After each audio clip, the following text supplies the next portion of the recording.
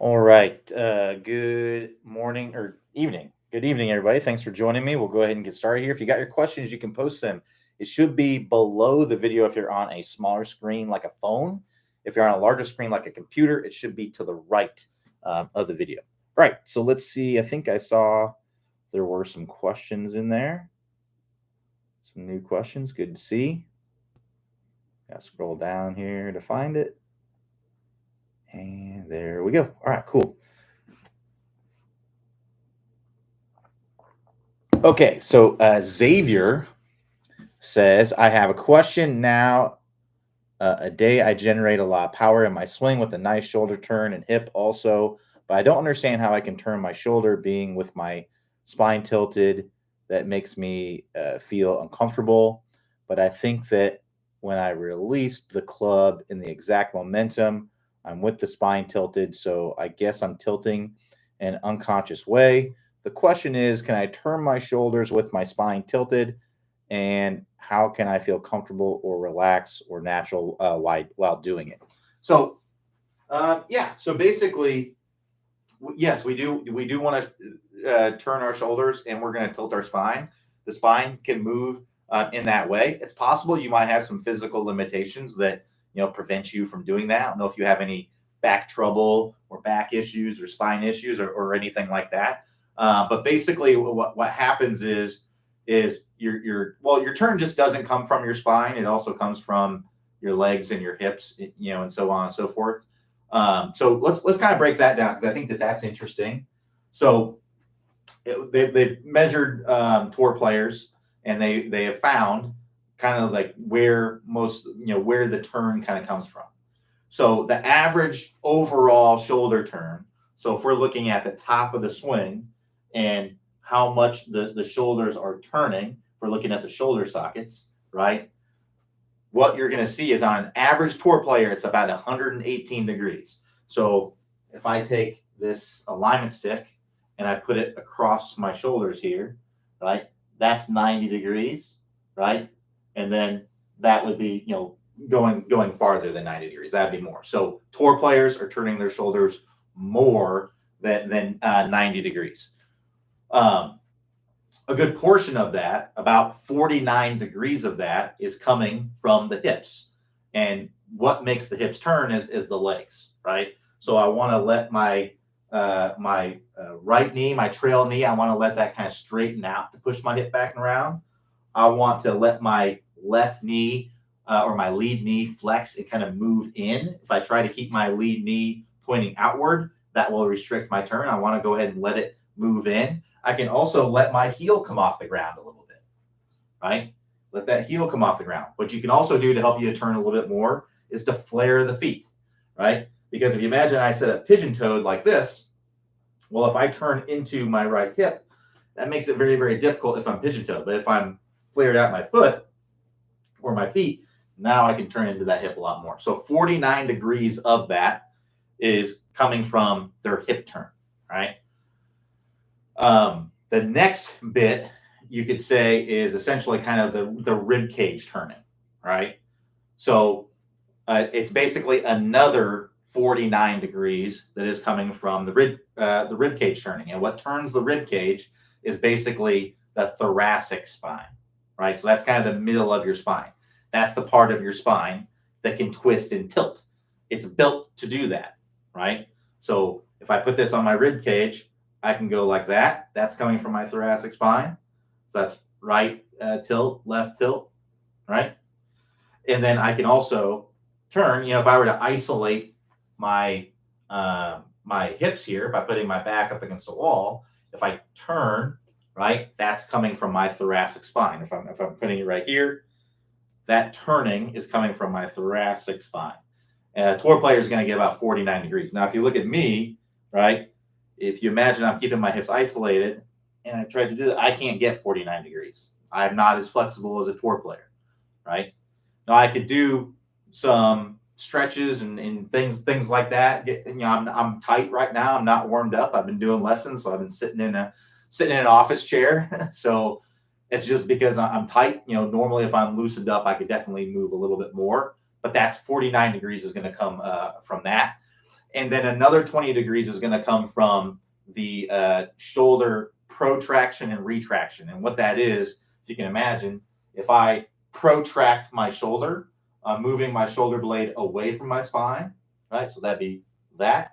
Retracting the shoulder, we'd be moving it toward the spine.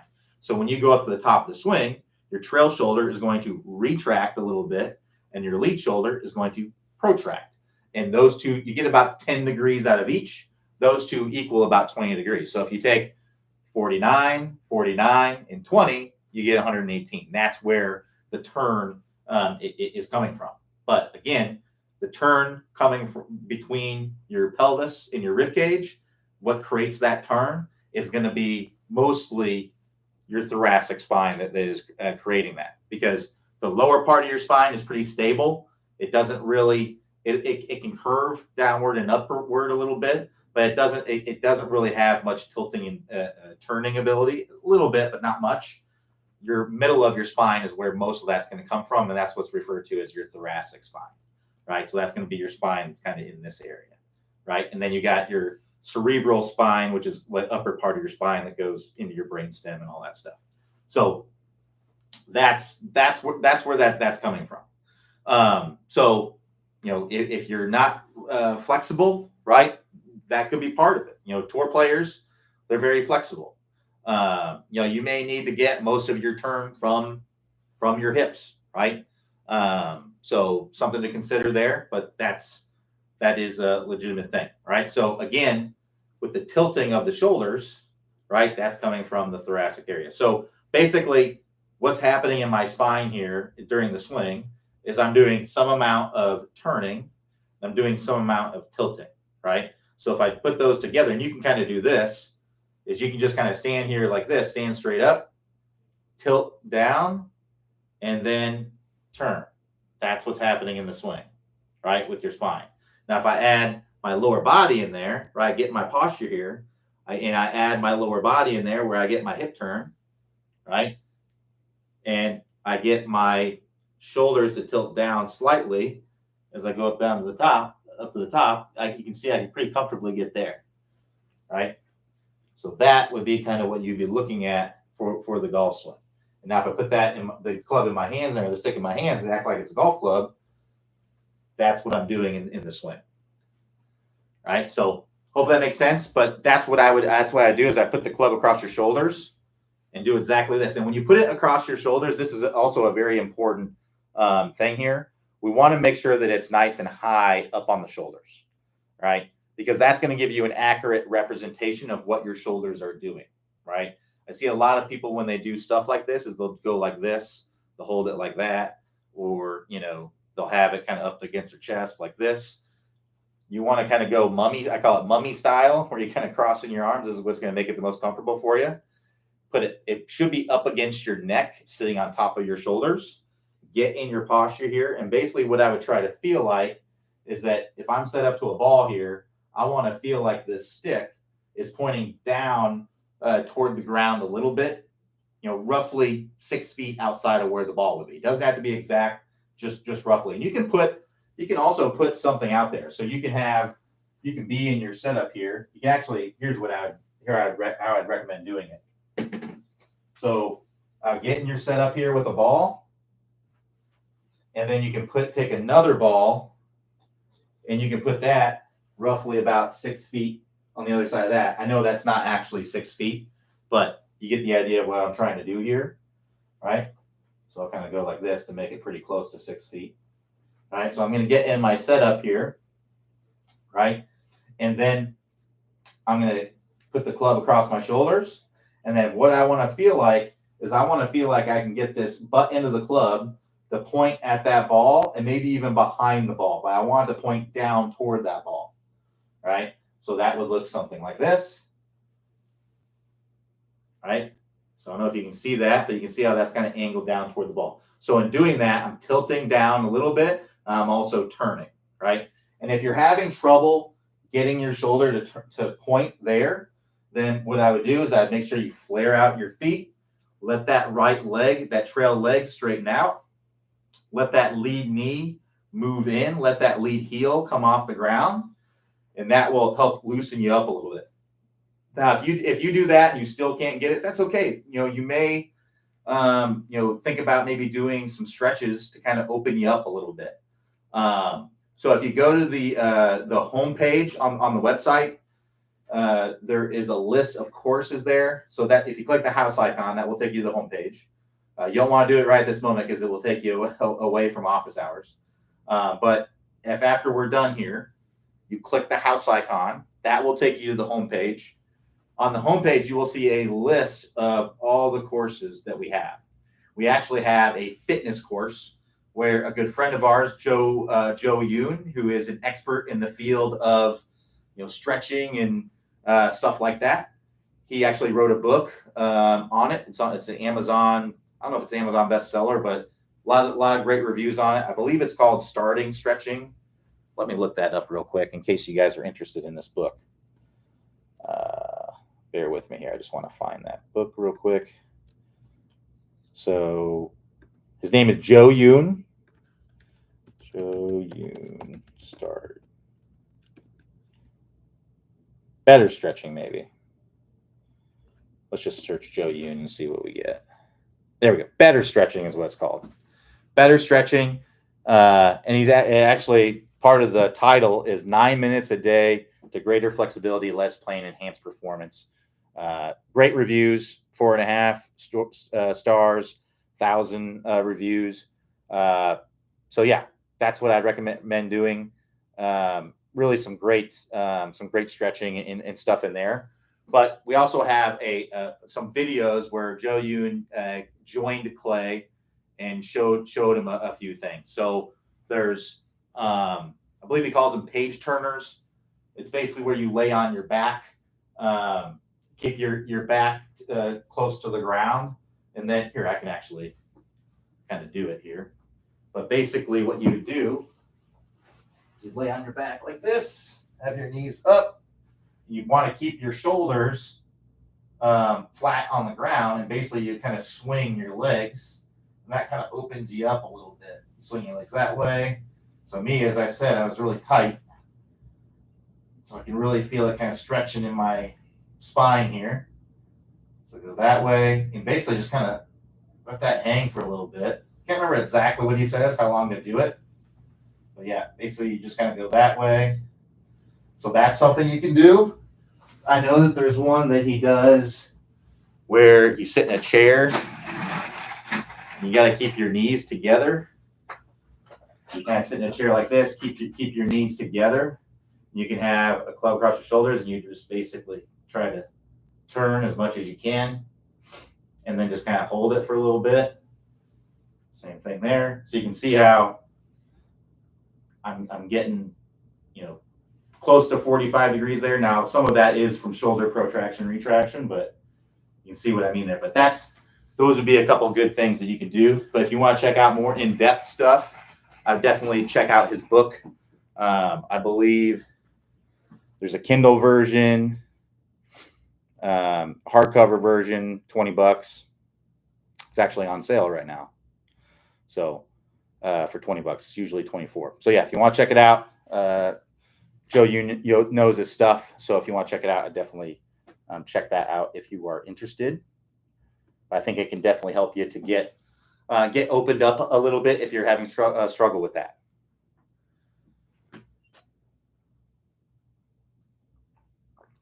All right, let's keep going here.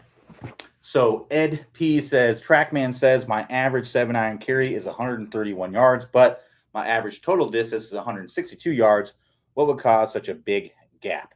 So for those of you who aren't familiar, what he's talking about is, when you're looking on TrackMan, it has the carry distance, and then it has the total distance, right? So your total distance is going to be your carry distance plus the rollout, right?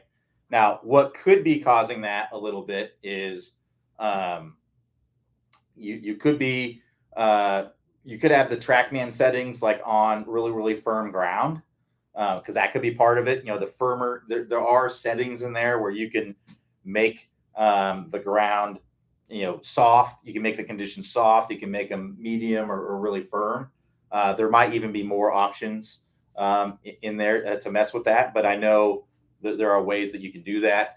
sometimes I don't know where you're using TrackMan, but sometimes, um, like if you go to a store that has TrackMan, if it's in a bay where people are like maybe trying out drivers, it wouldn't surprise me if they would have the crown settings on firm to make it seem like you're hitting the ball a little bit farther than what you actually are, because again, it's giving you the total distance. Because you might maybe you hit your driver right now, you hit it 240 yards, right, and typically you're going to get 10 to 20 yards of rollout from that. I'm just saying hypothetical.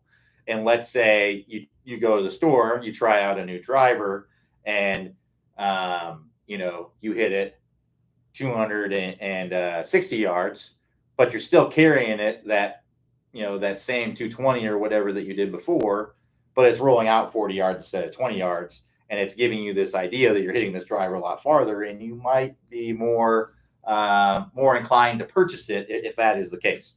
So, not saying that all places do that, but I know that does happen. That is, that can happen. So something to keep in mind there. But that could be part of it. Maybe just firm conditions. I don't know if you normally hit your 7-iron farther on the carry part.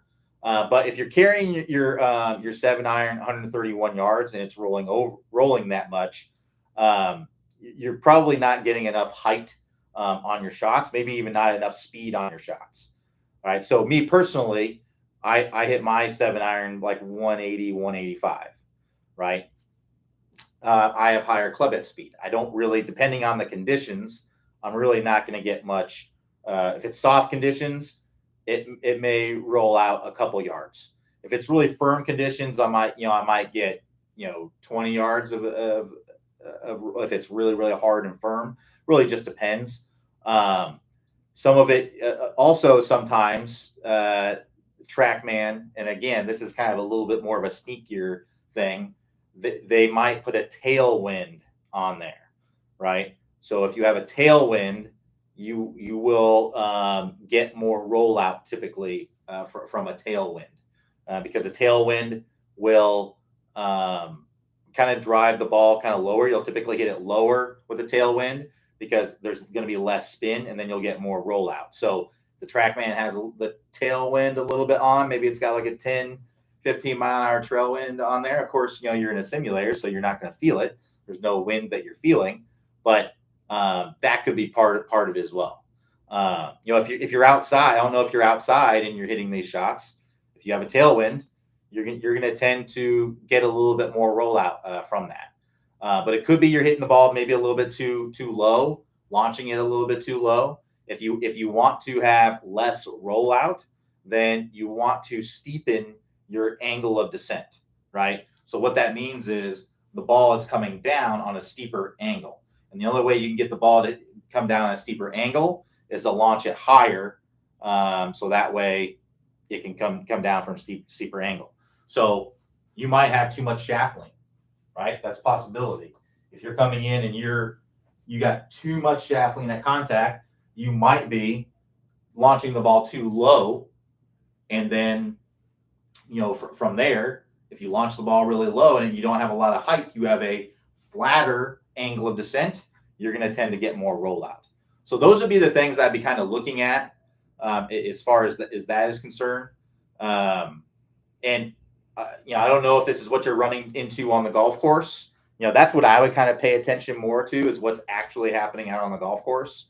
I think if you're getting 30 yards of roll, you would probably, notice that, and that's what I would really, compare it to. If you're not getting 30 yards of roll on your 7-iron when you're out on the golf course, then I wouldn't even pay attention to that part on TrackMan, because it's probably just got,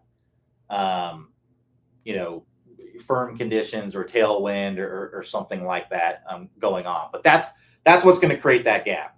What's going to create more rollout is, if we're talking about swing mechanics things, it's going to be more shaft lean, right? The more shaft lean that we have at impact, the lower the launch is going to be, the flatter the angle of descent. and the more the ball is going to roll out because it's going to have more forward momentum going toward the target, right? It's also going to lower the spin. If you have more shaft lean, you're going to tend to have less spin. That's why, if we're just talking about loft in general, because more shaft lean reduces the loft, right? So if you have more shaft lean, think about like you have a lot more spin with a wedge than you do with your 7-iron, and that's just because there's more loft on a wedge than a 7-iron. It's going to create more spin, right? That's what creates that spin is the loft, or part of what creates it. Mostly, what creates it is the loft. So those are all things that you kind of want to look at. But outside of that, your conditions can cause that. If you have really firm conditions, you're going to have more rollout, right? If you watch, if you watch the Open Championship, for example, right? The Open Championship is they're usually playing in pretty firm conditions. And even the majors that are in the U.S., a lot of times they're playing in pretty firm conditions as well. Depending, like a lot of times the U.S. Open, it's in the middle of the summer, right? It tends to be wherever it is. It's going to be typically warm. When it's warmer, right, it's going to tend to firm things up a little bit. A lot of these courses are already kind of firm to begin with.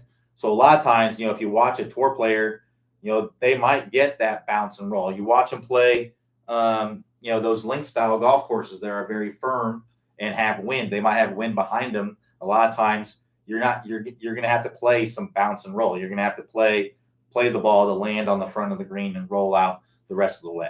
So, I would say, depending on what exactly is going on, I don't know the other numbers. It could be completely normal what's going on there. And if you want to have less of it, then I would start having a little less shaft lean, right? You could also work on getting more club head speed, right? If you gain more club head speed, your ball will go higher up in the air. It will have a higher height or apex, which will steepen your angle of descent, which will give you less rollout. Now, you'll get more carry there and a little less rollout, right? And more overall distance. So if you imagine, let's say I hit this is the launch angle, right? And let's say at this launch angle is 30 degrees, right? And let's say for the first swing, I swing and I have, I'm hitting with 75 miles per hour of club head speed, right? And then that ball launches at 30 degrees and it climbs up in the air. And then let's say it reaches a height about right here. And then it's going to come down a little bit flatter and then it's going to roll out some, right? Well, now let's say instead of 75 miles an hour, I go 90 miles an hour. Well, now I'm going to launch at that same angle. Everything's the exact same. It's the same club. It's the same launch angle. Everything's the exact same. The only difference is that I'm hitting it with more speed, right? So now that ball, instead of dropping out of the sky here, it's going to keep going because I've given it more energy. And now it's going to reach a higher apex, and also because I'm hitting it with more speed, it's going to have more spin, right? So I'm going to have a higher apex because I've given it more energy. I'm also going to have a higher apex because I'm going to have more spin, and I'm going to have a less rollout because I'm going to have more spin. But overall, it's going to go farther because I gave it a lot more speed, right? So the 75 mile an hour swing might be going 131 yards with, an additional 30 yards of roll. And then the 90 mile per hour swing will probably go, 170 yards, right? And then maybe have, 5 to 7 yards of roll, right? So that could be something you may want to work on more club head speed. A great place to do that would be the 20-minute distance fix. And I know in the 20-minute distance fix, we're using a driver, but when you gain distance with your driver, you also gain distance throughout the bag. So it's not like you work through the 20-minute distance fix and you just, you gain that speed with the driver and then the irons stay the exact same. No, generally what happens is you gain speed with your driver and you gain speed throughout the entire bag, right? So I went through the 20-minute distance fix. I gained club head speed with my driver, and I also gained about a club and a half with my irons. You're going to see that and typically you'll gain more with the lower irons, right? So like wedges, I hit I was hitting so much farther with more speed, right? So that's typically where you're going to see a bigger difference. It's just because of the loft difference, right? When you hit the ball with a little more speed, it's just going to go farther. All right, let's keep going here. All right, so Greg T says, "Hi Q. Hopefully you had a great weekend." I did. Watched a lot of basketball. I'm a big basketball fan, so I watched a bunch of basketball. Unfortunately, my Fighting Illini. I'm an Illinois fan. It's where I grew up. Went to high school in Illinois, so not about an hour and 15 minutes from Champaign. So pretty much everybody in that area that I lived in was an Illinois fan. So I stayed an Illinois fan. Almost went to Illinois. Too expensive though. And also wasn't really good enough to play golf there, and I wanted to play golf. So I went to South Dakota School of Mines and Technology, Engineering School in Rapid City, South Dakota. If any of you are wondering who that is, I'm sure some of you might be wondering sometimes. That is Grubby, and he is the mascot. South Dakota School of Mines and Technology. They are the Hard Rockers, and Grubby is the mascot. So I did an internship at Daktronics, which is a scoreboard company. They also make large video boards. I did my internship in what they call the spectacular live entertainment spectacular division or something like that. I think it was called. But basically, what they make is huge video boards. You've probably been, if you've ever been to any large stadium, there's a chance that the video boards that are in there were made by Daktronics. That's one of the main players in the field of those large video boards. Miami Dolphins, Kansas City Royals. There's lots and lots of places that have Daktronics video boards or scoreboards. They make like the scoreboards that you'll see in like high school gyms and stuff like that. So you've probably seen Daktronics stuff, but maybe just not known that it was Daktronics. But yeah, did my internship there. And that is as a going away gift for your internship, they give you like a kind of an acrylic thing of your mascot of the school that you go to, just kind of as a parting gift. And they wrote a little nice note on the back of it. So that's where that's from. But that's why I went there because I wanted to do engineering, and I went there and visited. I fell in love with the campus. Awesome campus. It's in Rapid City, South Dakota. If you haven't been to Rapid City, South Dakota, or like the Black Hills area, it's awesome. It's a great place to go vacation. Go see Mount Rushmore. Go to the awesome state parks, the Badlands. Devil's Tower is over there. Lots of awesome stuff to see. If you're an outdoors person, highly recommend it. Awesome place to be. And I'm an outdoors guy. Cool golf courses too. Got some cool golf courses out there. But yeah, so I went there because smaller school. I talked to the golf coach. He basically told me I could walk onto the team. I told him my scores I was shooting in high school and stuff like that. And he was like, "Yeah, you'd probably be a shoe-in to be on the team." So walked onto the team, made the team, earned a scholarship, and stayed on the team throughout my time there. But yeah, it was big reason why I went there. I forget why I kind of got onto this. So just talking about had a great weekend. My Fighting Illini lost to Kentucky last night. A little bummed about that. Kentucky was a better team though, so they deserve to move on. But anyway, so yeah, had a great weekend. On Friday, you talked about rotating a doorknob to the right on the downswing. I thought you would rotate the doorknob to the left on the downswing to square up the club face and to shallow it. So to shallow out the club, that's in the beginning of the downswing, right? You're exactly right. And eventually, so it's really both. You turn the doorknob to the right in the beginning, and then you turn it to the left through contact, right? Yeah. So basically, when I'm going up to the top here, I want to turn the doorknob to the right, because if in my downswing, in the start of my downswing, I turn the doorknob to the left, right? So for those of you who aren't familiar with what that means, it's really just forearm rotation, right? So if I hold my elbows to my side and I turn the doorknob to the left, right, that's forearm rotation. I turn the doorknob to the right, that's forearm rotation in that direction. So if at the start of my downswing, if I turn the doorknob to the left, well, look what happens to the club. That club's going to get steep, right? And then I can't really keep turning the doorknob to the left because it's just going to keep getting steep, right? So we don't typically want to turn the doorknob to the left to start the downswing. There are some players that do it a little bit, but you basically have to. So like a John Rahm would be an example of this. Daniel Berger would be an example of this. I'm sure there's a few more that do it. Ricky Fowler used to do it. He doesn't anymore. But basically, if you look at those guys like a John Rahm, they essentially have the club really, really laid off at the top. And they basically have no more room to turn the doorknob to the right. So what they do is they'll start the downswing with a little bit of that turning to the left, but they still keep it shallow, right?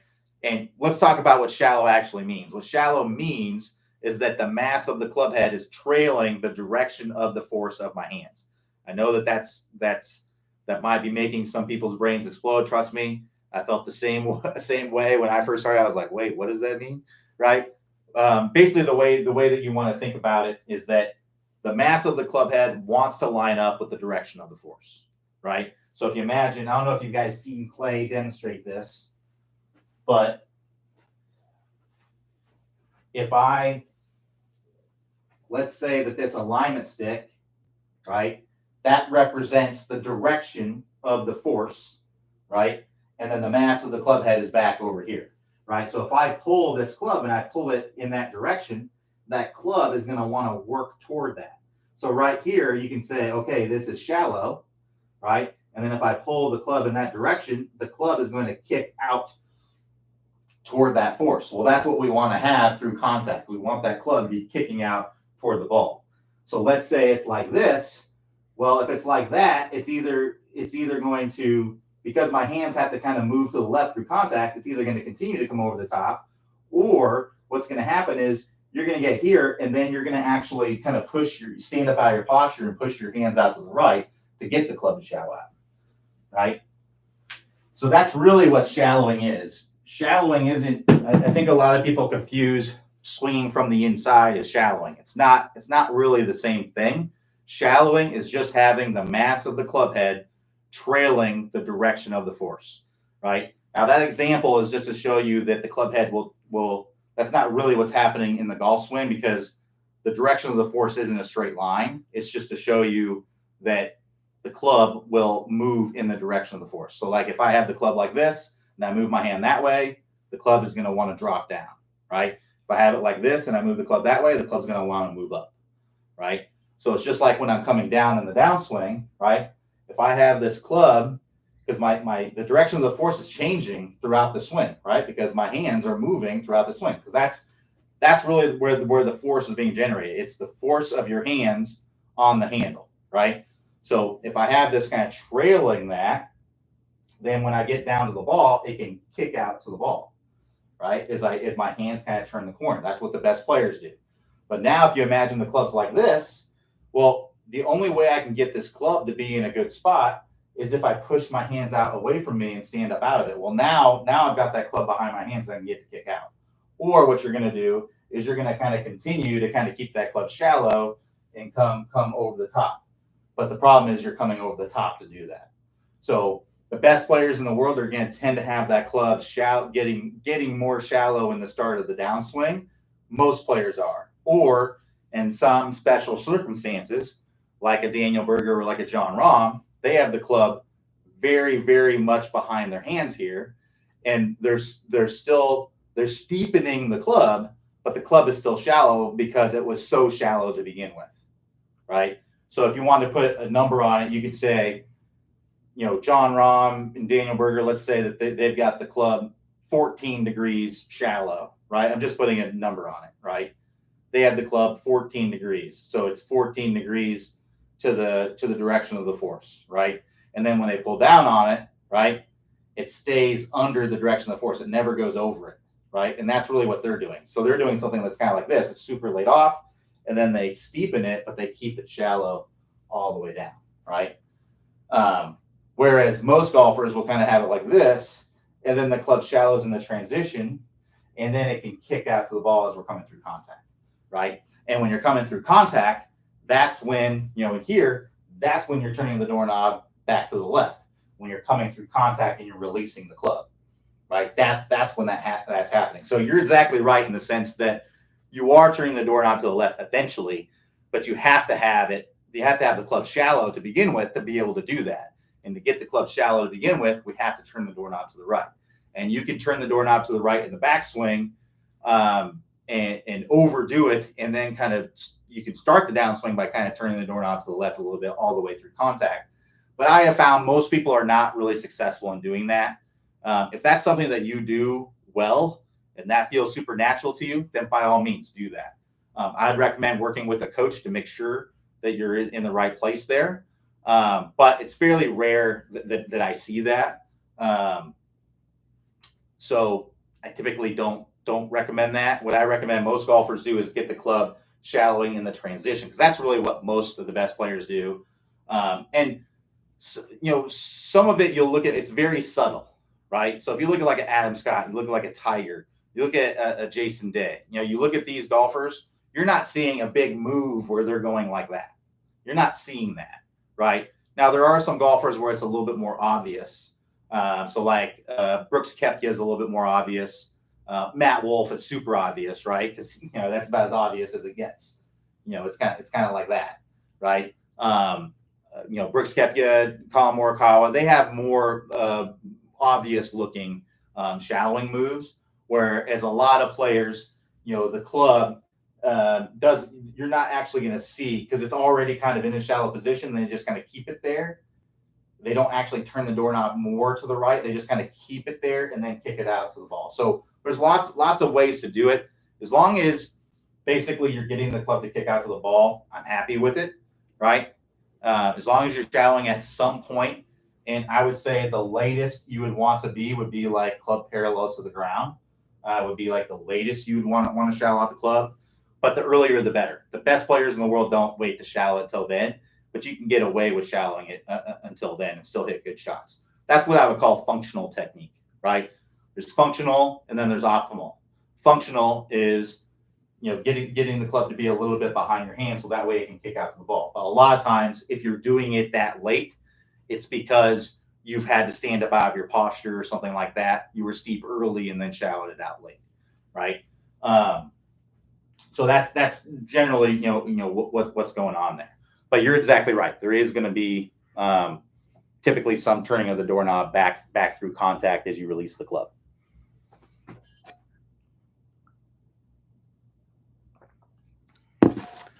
All right, so David B says, what are the pros and cons to oversized grips?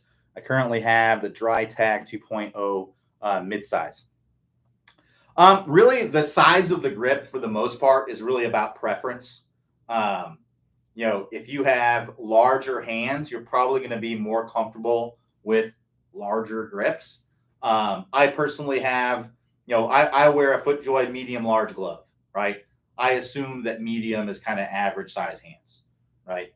So I wear a medium large glove, which means I probably have slightly larger than average hands, right? Makes sense. I'm slightly larger than taller than average height. I'm 5'11". I think average height is like 5'9". For male in the United States or whatever. Some countries it's a little bit lower or higher, but so it would make sense that I have slightly larger hands. So for me, like standard grips, to me, they just feel I can swing them fine. And honestly, from a performance standpoint, I really don't see any difference. It's more of a preference and a comfort kind of thing. So because I'm so close to average as far as like hand size and stuff, the average grip, even though my hands are slightly larger, it doesn't make that big difference. But let's say Shaquille O'Neal, for example, large man, very large man. I mean, if I put my hand up to his, basically his palm would probably be just like that.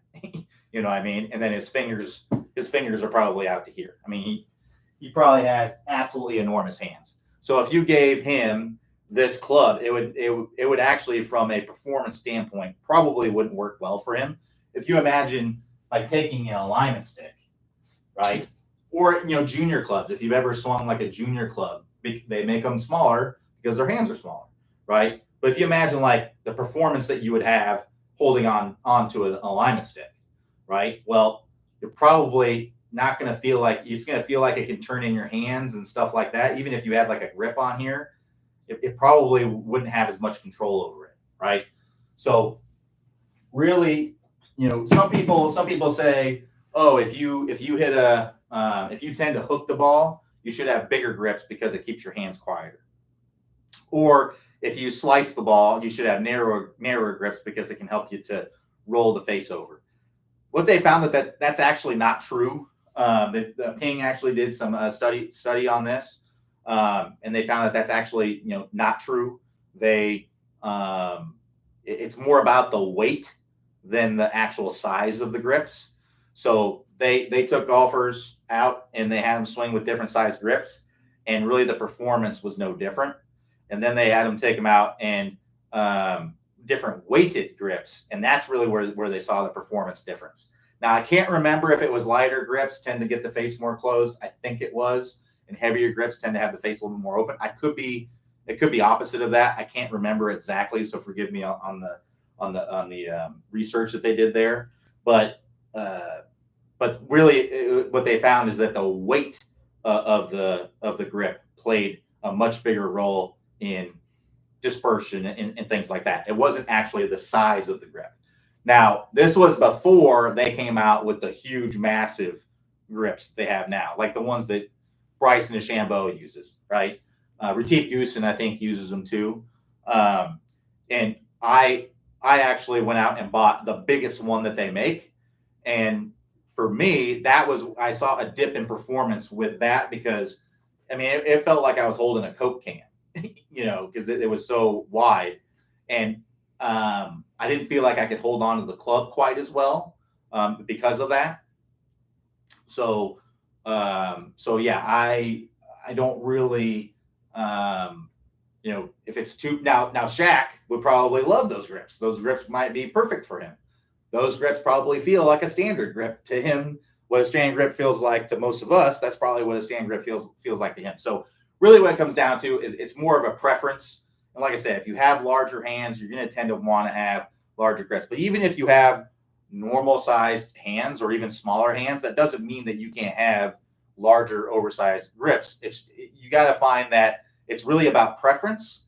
And then from there, it's about, if you get too much, you can have a performance dip, right? And that's what I found with myself is that I tried the super mega huge grips.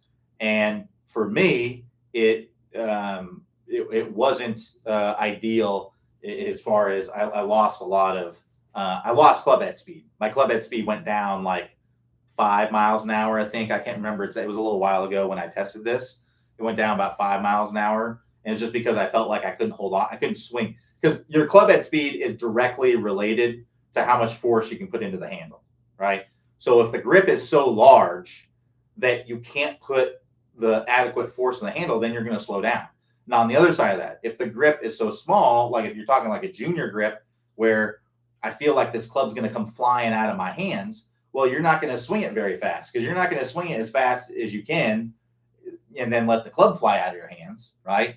You're going to swing it to where you can hold on to it, and intuitively you're going to swing slower to be able to hold on to it. So really, it's just about preference. That's really what it comes down to. It's just about preference. So what I would recommend doing is when you go and get fitted, or if you go to a place that sells grips, they might have demo clubs. I know some places will have demo clubs that have all the different size grips on them. So that way you can kind of test and see what it feels like. Not everyone's going to have that, but some fitting places will have that. So that's what I would do is I would just kind of test it out, see what it feels like for you. Because some of it is feel related too, right? So I prefer generally a little bit of a clunkier grip, a little bit of a bigger grip, even more so for my hands. So I use an oversized grip, right? But that's my preference. I feel like I have better feel with it. But again, I don't want to go so oversized that I can't hold on to it. But that's my preference. Some people might prefer a little bit of a narrower grip, right? So there's really nothing. There's like I said, there's no. It doesn't have anything to do with performance as far as right and left and things like that, because they tested a lot of golfers. It wasn't like a few golfers. It was a lot of golfers, and there was really no difference in dispersion in all of them. Right? It was really when they weighted it, when they had different weights in the handle for the grips, because grips aren't all the same weight. Right? Heavier ones performed a little different than narrower ones. Right? So, but yeah, it's really what it comes down to. The short answer is preference. That's really what it comes down to for the pros and cons of oversized grips. It's if you prefer it. If it feels great to you, if you have larger hands, you probably want to have larger grips because it's probably going to feel better for you. You're probably going to prefer it. But from a performance standpoint, you may not feel much of a difference at all from a standard grip to a mid-sized grip or whatever.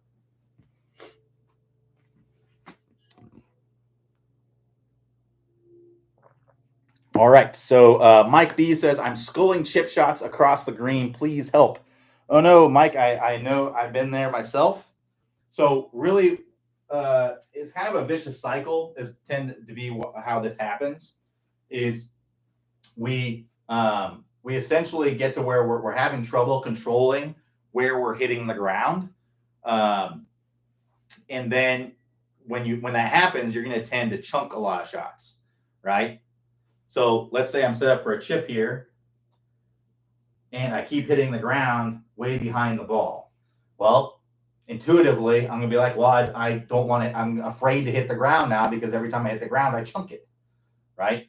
So then you start sculling everything. Then every chip is a chunk or a skull. Mike, tell me if that sounds about right, because that's my experience, right? So what we really need to do is we need to make sure that we're getting the low point of the swing, right? So remember, the club works down in an arc like this, right? It comes down in an arc like this. When you swing down an arc, there's something that's called low point, right?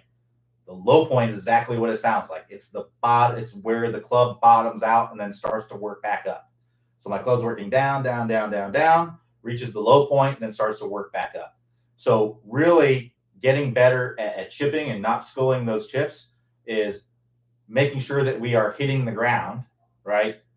But controlling the low point of the swing, right?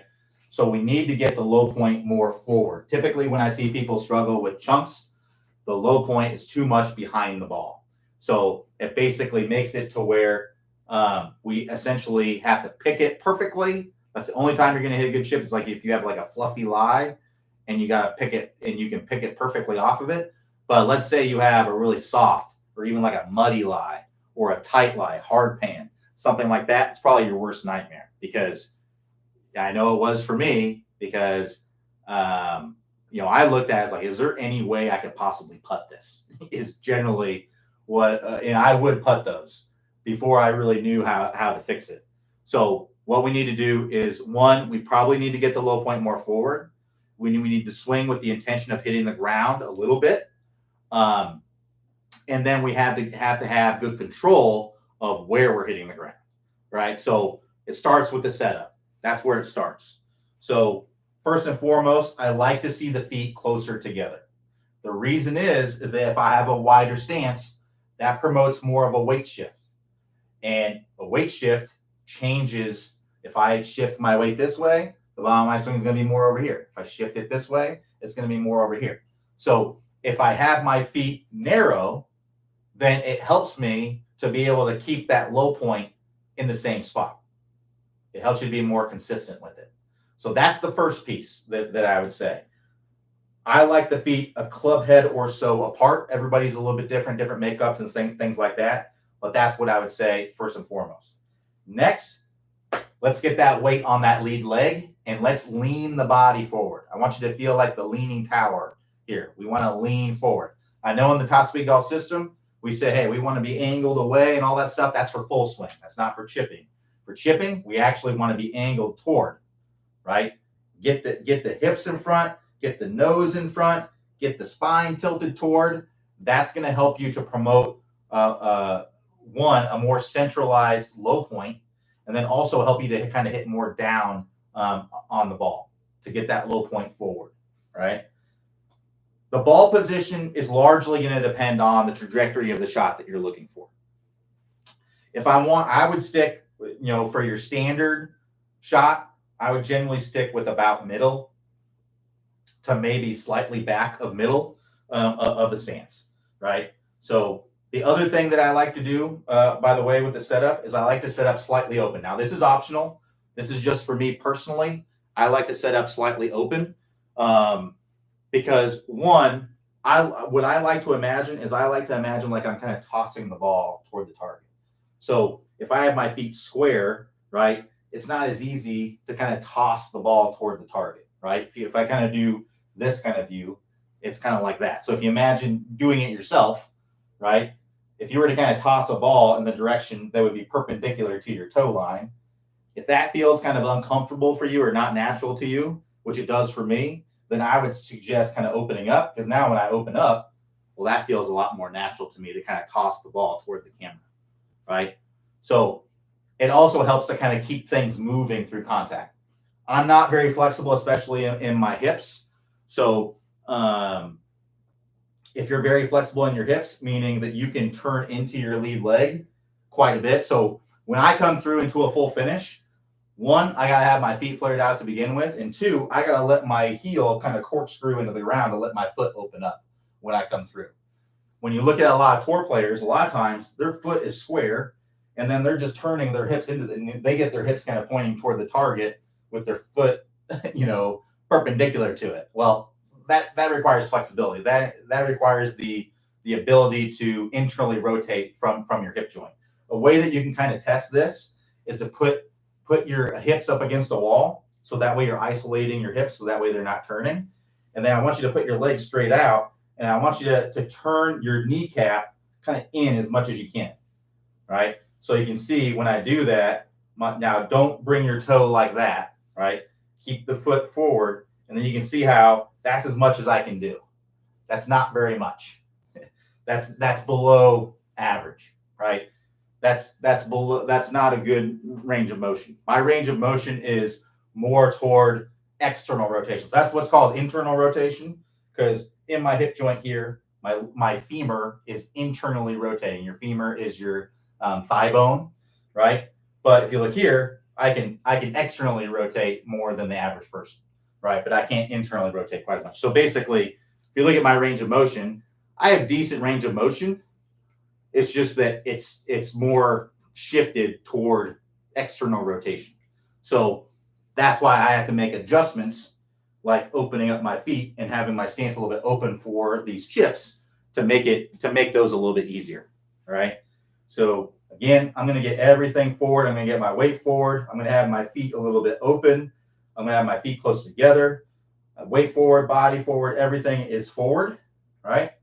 And then with the motion, when I see a lot of people struggle with chipping, what I see is a lot of knee dipping sometimes. So basically they'll kind of get here and then they'll kind of dip their knees or something like that. I want you to just kind of feel like your knees kind of swivel, right? And there's no dipping, right? They just kind of swivel. So there's not going to be a ton of flex movement in the knees, right? So if you look at my knees, I want to make sure that my knee doesn't lower. That's essentially what I want to feel like. Because if I lower my knee, it's going to move me closer to the ground. And I want to keep my distance from the ground the same, right? Because that's part of where people get in trouble too, is that, yeah, we want the low point to be forward. But if I get my low point forward and then I get my low point too low, meaning too far into the ground, that can cause those chunks as well. So to keep the low point to be consistent as far as the height of it, right? I don't want to dip my knees, right? I want to make sure that my knees kind of I want to feel like they stay the same height throughout the entire movement, right? I don't want to feel like they kind of, because a lot of times when I see people chunk, what happens is they kind of dip the knees, right? Maybe, and it might be because they're trying to help the ball up in the air or something like that, but that's going to tend to make it difficult to control things. The other thing is wrist hinge and arm bending. I like to kind of keep that to a minimum, right? I want to feel like my chest and my shoulders and the pivoting of kind of my hips and my knees, the swiveling of those to move my hips and my shoulders. I want to feel like that stays constant, right? So when I see people struggle, a lot of times what happens is I see one, they tend to hinge the club up too much, right? I tend to like to have minimal or no hinge, right? Because that makes it a lot easier to control, right? And then I also tend to see that they tend to bend their right arm, right? They bend their right arm too much. So they'll kind of go like this, right? So I've hinged the club a ton. I've brought my elbow back behind me. Whereas, to make this big of a swing, what I would rather see is more of that, right? So you can see how I've minimal hinge, minimal arm bend, and now from here, I'm just going to kind of rotate through, and I'm going to keep that same distance away from the ground, right? So we don't want a big head drop. We don't want a big, we don't want a huge head raise either, right? We want to feel like we're kind of staying pretty level. So a lot of times when I see people struggle, a lot of times, again, they'll move their chest closer to the ground. So they'll kind of go like this. I'm exaggerating, but you kind of get the idea, right? So if you look on video and you see a lot of bending of your wrists, a lot of bending of your arms, a lot of bending over at the waist as you kind of go up to the top, you see you're kind of behind the ball like this. Those are all things that can lead to scolds, right? So keep it. And the cool part about this as well, it makes it a much simpler motion, right? It's a much simpler motion. It's a much more repeatable motion, right? So just to summarize it, what we want to do, feet close together, feet a little bit open, weight forward, body forward, everything is forward in front of the ball. I want my nose in front of the ball. I want my hips in front of the ball a little bit, or more in front of the ball than behind it, right? I want my shoulder in front of the ball. I want everything in front of the ball. And then I want to feel like I stay very level-headed throughout the motion. And I'm going to minimize as much hinge and arm bend as I can. Now, I'm not saying you got to keep everything kind of like this. I want you to feel athletic with it, though, right? So it's minimal. It's minimizing it, right? And I found that when I minimize those things, get my body forward, it's just a lot easier to control that coming through. So what I would recommend doing is use something like a divot board or something like that to help you kind of see where you're hitting the ground. And basically what you want to do is kind of hit the ground where the ball is, or even slightly before the ball can be fine as well. It just depends. A lot of that depends on how downward you're hitting on the ball, and also how you're kind of coming up through the shot. So when we're coming through the shot, we want to make sure that we're coming up through the shot. We don't want to kind of come down and like keep moving down, right? We want to go ahead and keep moving through, right? Keep moving up and through the shot, right? So what I would do is I can get the divot board here. I'm going to do all those things, get my body forward, everything forward. And then I'm just going to focus on kind of hitting that spot, right? You can see there, I came through, hit the circle, right? That's going to translate to good shots. Even if I hit a little bit behind the circle here. So see there, that would have been good. I hit about a ½ inch behind the circle. That would have been fine, right? Now, you'll notice if I do this and I hit too far behind, in order to do that, I've had to kind of move my body backwards. I want to make sure that everything's always kind of moving toward the target, right? So I could have, depending on the lie, I could have maybe got away with this. If it was a good lie, firm, dry, I could have probably got away with that and still hit a fine shot. It probably wouldn't have had much spin on it.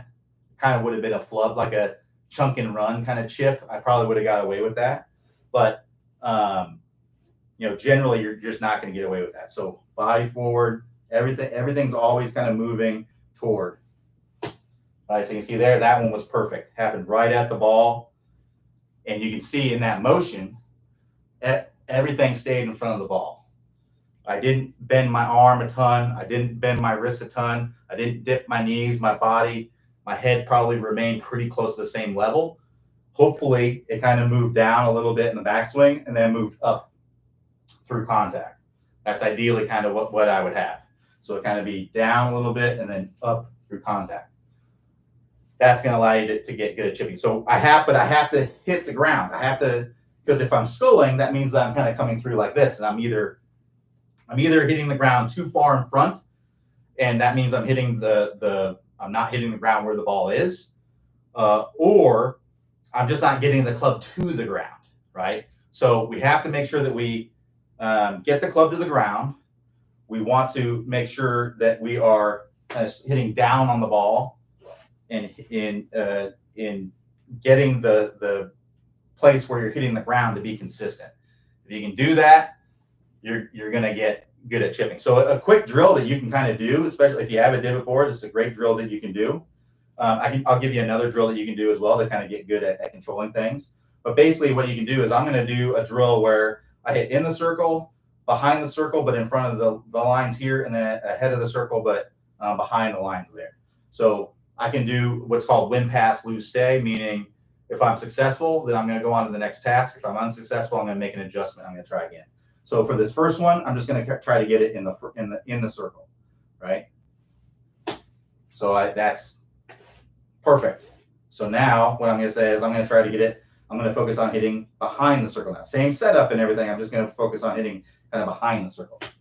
So I hit barely behind the circle. I'm going to not count that because I didn't quite get behind it enough, right? So that's going to be a failure. Right, that one was definitely behind the circle. Still pretty close to the circle there. And then I want to get in front. So again, it's the same motion, or it's the same setup. I'm just going to try to get more in front. And you can see that contact started pretty far in front, but that would pass. So it took me 4 reps there. I would try to get to where I can get 3 out of 3, and then I would tighten that up. I might get to where, that one probably wouldn't have counted, right? I might try to get to where it has to start halfway between, right? But if you can get going in between those, can really help you to get the feel for being able to control that, right? Another one that you can do if you're going to be outside is take some sand, like a little handful of sand from the bunker, and just make yourself like a little pile, almost like a little sand pyramid. And what I would want you to do is just try to take, and obviously you're not going to be hitting the ground or anything with this. You're just controlling the depth of your arc, meaning how high or low the arc is.